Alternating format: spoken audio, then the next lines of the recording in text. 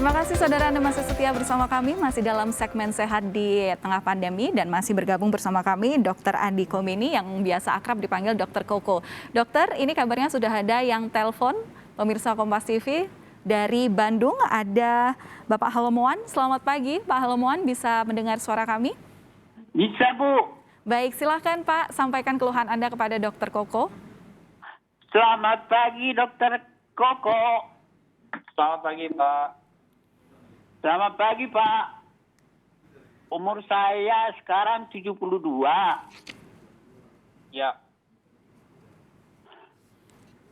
Iya Pak, kemudian? Saya penderita diabetes. Sudah lama.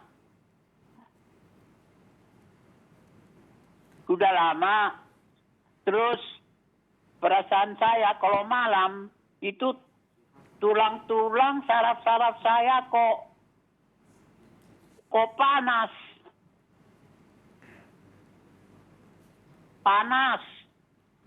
panas ya. Panas. Tapi kalau pagi enggak, dokter. Kenapa ya? Oke, Baik, sudah cukup ya dokter untuk keterangan awalnya? sudah cukup, tapi mungkin kalau bisa Pak Halaman, sekarang masih kontrol rutin di rumah sakit atau ke dokter yang biasa rawat Bapak, Pak? Halo Pak Halomoan, Mas. Iya. Jadi kan kalau sekarang kan takut ke dokter. Oke, Oke, berarti sempat terhenti pengobatan sebelumnya ya, baik. Iya. Baik. Tapi kalau obat diabetes dibeli aja terus. Oke, baik. Oke, baik. Baik Pak Halomoan, kami sudah mendapatkan keterangan dari Anda, sudah cukup, nanti akan dijawab oleh Dokter Koko. Namun sebelumnya kita ke penelpon kedua, ada dari Tangerang Selatan, Bapak Toto. Selamat pagi Pak Toto. Iya, baik, silahkan. Selamat pagi. Iya, silahkan, sampaikan keluhan Anda Pak. Iya, selamat pagi Pak Pagi, Dokter Bapak. dan juga penyiar televisi. Umur saya 70 tahun, sudah beberapa tahun diabetes dan sekarang tiap bulan terus kontrol ke rumah sakit. Nah, terakhir ini kreatinin saya 2, gitu. Dan sudah pakai insulin. Bagaimana cara untuk menekan agar kreatinin ini tidak terlampau tinggi atau kalau bisa menurun begitu? Baik, Oke, baik. Sudah cukup Dokter Koko untuk keterangannya? sudah cukup. Baik, terima kasih Pak Toto dari Tangerang Selatan. Silahkan Dokter Koko bisa dijawab untuk pertanyaan pertama dari Pak Halomoan di Bandung. Seperti apa yang dikeluhkan ini adalah tulang terasa panas namun paginya tidak dan penderita diabetes. Kenapa itu dok? Jadi ini kedua pasien yang menelpon kita ya Mbak Valen. Pak Halomo, Pak Toto itu kisaran usia beliau ini sama di dekade ke-7 dan sama-sama diabetes.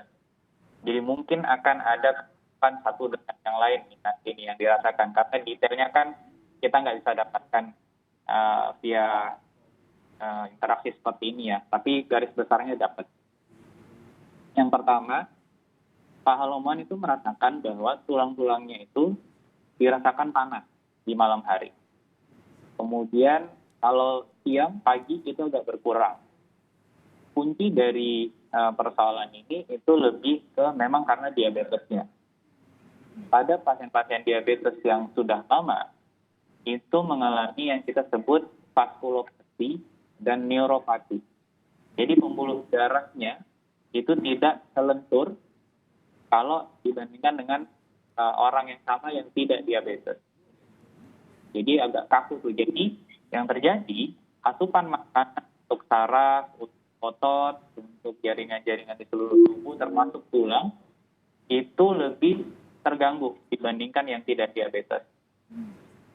Ya, jadi ada sensasi bisa jadi dirasakan seperti ada yang merasakan dingin, ada yang merasakan nyeri, ngilu, tapi ada juga yang menyampaikan merasa panas. Jadi meskipun pasien-pasien kita itu rutin mengkonsumsi obat diabetes, mungkin sebagian punya alat untuk cek gula darah di rumah dan terkontrol dengan baik, tapi ada komplikasi yang juga berjalan seiring waktu. Vaskulopati dan neuropati itu. Vaskulopati itu dia ada gangguan di pembuluh darah. Neuropati itu gangguan pada sarafnya. Dan ini memang jalannya itu gradual, jadi dia tidak terjadi dalam kurun waktu 1 minggu, 2 minggu, tapi biasanya pada pasien-pasien yang diabetesnya sudah lama. Nah, biasanya dokter nanti akan memberikan obat tambahan dan juga treatment tambahan, akan evaluasi gizinya seperti apa, ya, akan dievaluasi olahraga kah di rumah, kemudian pola hidup yang lain, istirahatnya, lagi-lagi juga dievaluasi tidurnya cukup, tidak, stresnya seperti apa, karena semua komponen itu saling terkait.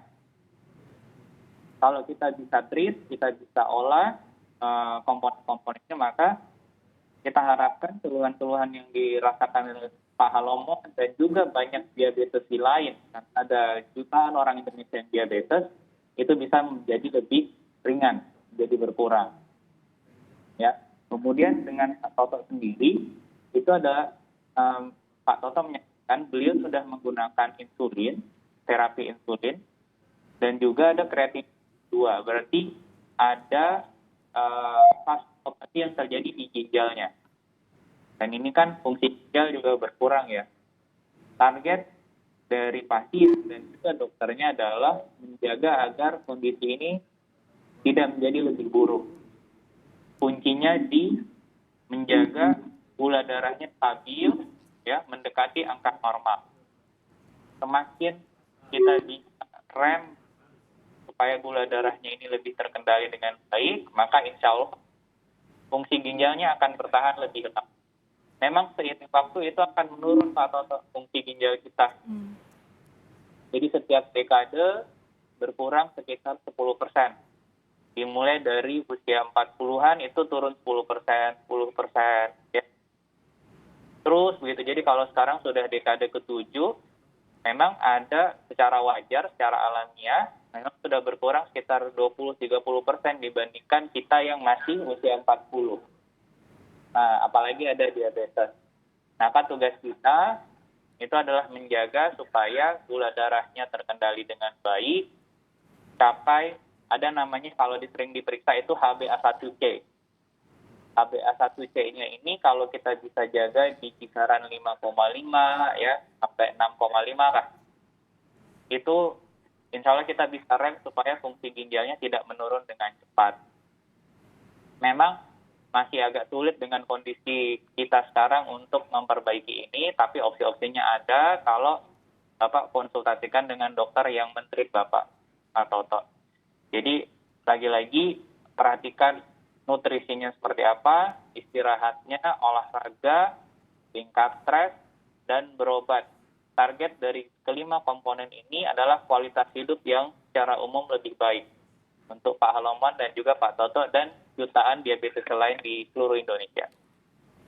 Oke, berarti memang yang mungkin bisa menjadi solusi untuk saat ini di tengah kondisi yang terbatas ini, selain konsultasi yang bisa dilakukan secara daring, juga untuk perhatikan nutrisi dan yang paling penting adalah kondisi kontrol kadar gula dengan alat yang memang harus dimiliki oleh para penderita diabetes ini ya dokter ya? Iya, benar.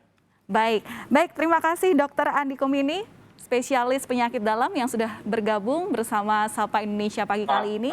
Sudah menjawab semua pertanyaan yang sudah diajukan oleh pemirsa Kompas TV, baik secara daring Instagram maupun juga secara telepon interaktif. Terima kasih dokter, semoga dokter dan keluarga selalu sehat. Amin. Dan saudara